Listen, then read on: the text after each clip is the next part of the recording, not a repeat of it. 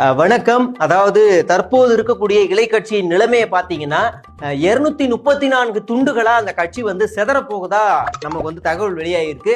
அதுல பல துண்டுகள் ஏற்கனவே வெட்டப்படுறதுனால இப்ப ரீசெண்டா கோபிச்செட்டிப்பாளையத்துல ஒரு துண்டு வெளியாயிருக்கு அப்படின்னு சொல்லலாம். கட்சியுடைய மூத்த நிர்வாகியில ஒருத்தர் தான் இவர், புதுக்கோட்டையின்.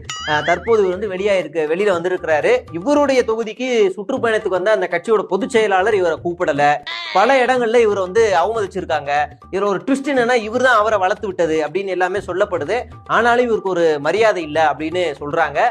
இதனால கோபமான இவரு அங்க இருக்க ஒரு கட்சி ஆபீஸ்க்குள்ள போயிருக்காரு. அங்க போகும்போது அந்த கட்சியோட பொதுச் செயலாளரோட போட்டோ இருக்கிற பார்த்து காண்டாயி இது தூக்கி வெளியில போடு, நமக்கு பெரியார், அண்ணா, எம்ஜிஆர் அப்புறம் ஜெயலலிதா மட்டும் இருந்தா போதும், இவரோட போட்டோ வேணாம் அப்படின்னு சொல்றதா தகவல் வெளியாயிருக்கு.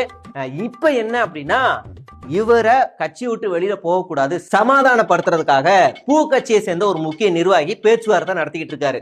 தயவு செய்து போகாதீங்க, அதெல்லாம் விடுங்க, கட்சிக்குள்ள 1000 பிரச்சனைகள் இருக்கும், அதெல்லாம் நம்ம அட்ஜஸ்ட் பண்ணி தான் போகணும், நீங்க வாங்க, உங்களுக்கு தேவையான எல்லாத்தையும் நாங்க பண்றோம், நீங்க இல்லாம இந்த கட்சி இருக்குமா, உங்களை விட்டா வேற யாரு அப்படின்னு பல பிட்டு வார்த்தைகளை போட்டு சமாதானப்படுத்துறாங்களாம். ஆனா அவர் 5ஆம் தேதி நான் வெளியேறிடுவேன், 5ஆம் தேதி நான் மனசு விட்டு பேச போறேன் அப்படிங்கிறாரு.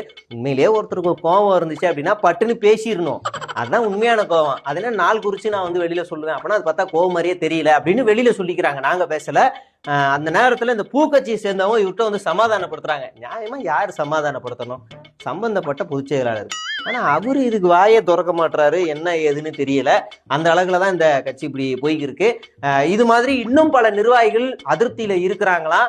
அவங்களையும் இந்த பூக்கட்சியை சேர்ந்த முக்கிய நிர்வாகி போய் சமாதானப்படுத்த போகிறாராம்.